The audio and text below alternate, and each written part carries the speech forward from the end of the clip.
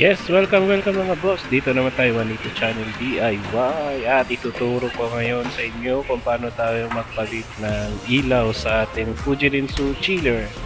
So ayan, napundi kasi kaya papalitan natin.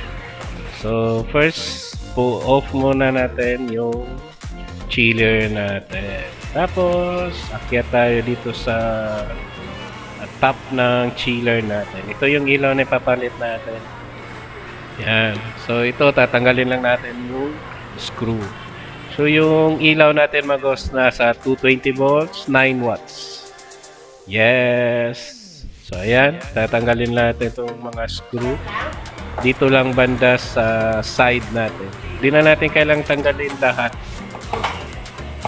Kasi flexible naman yung yero, pwede nating iangat kahit may screw yung kabila. So ito lang 5 para lang maka-access tayo dun sa bulb na papalitan natin.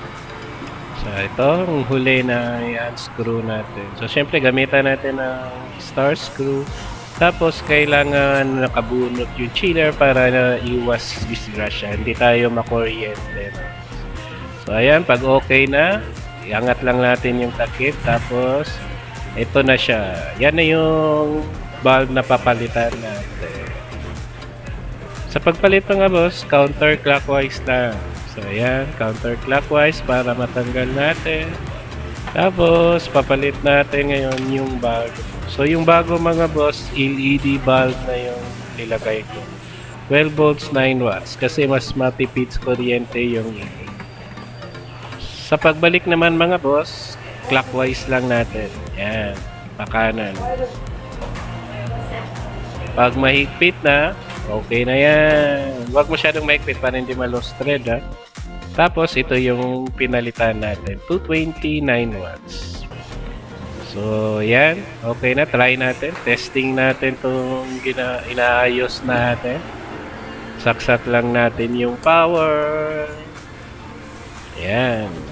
Pag nasaksak na yung power, on natin yung ilaw. May power switch siya. Ay, switch yan yung ilaw dito. So, ayan. Okay na. So, ngayon, marunong na tayong mag-ayos ng Fujitsu chiller natin. So, sana nakatulong to mga boss.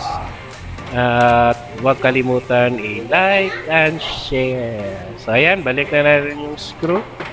Pero dapat naka-off yung ref para hindi makuryente. Okay, so yung sa akin, kalimutan ko nang iyo. Pero hindi naman nangunguryente. So, thank you for watching mga boss.